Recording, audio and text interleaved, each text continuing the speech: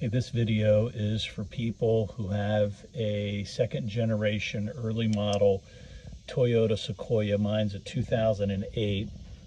Trying to run these Firestone airbags. I'll put the link for them in the description. On the driver's side, I haven't had any problem. The challenge is where the hose connects to the valve. You're limited to where you can run this connecting hose. Most of the instructions say to run it up through the bottom, because on the bottom of the coil there's a hole directly in the center. So you can connect it easily that way, and the hose doesn't bend as it passes into the valve, so you get a tight seal. I don't want to run mine that way because it means the hose is going to come down here and it's always going to be exposed to the road, rocks kicking up and things like that. So I feel like the safest place is through the top.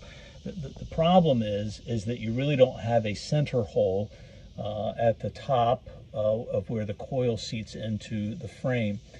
I've tried a couple of different paths. I keep getting leaks. Again, I don't have any problem on the driver's side. It just seems this passenger side is problematic.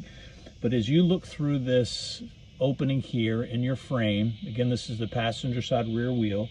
As you look in there, there's a square opening on the opposite side of the frame, and then there is a round opening on the opposite side of the frame.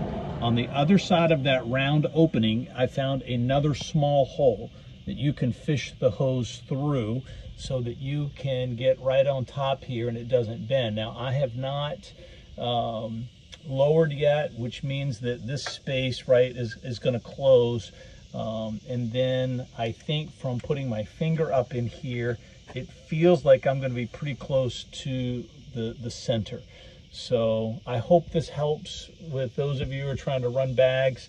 I'll put in the description what I tow, the PSI that I use for the bags when I'm towing, and then what I use when I'm not towing, because if you leave these things inflated to like 25, 30, you take all your suspension give out of the back and you get a lot of vibration. I'm also leaving just a whole lot of extra hose up here. I'm going to tie wrap all this off. You want to make sure you're keeping those away from heat sources. You don't want them laying on the muffler and so forth. So I'm going to put the tie wraps on, though, after I lower this, because once I lower this, that hose is gonna push back in, and I don't want it to bind up. So I will only post this after I've been running with it for a week to make sure that it works. Hope this helps.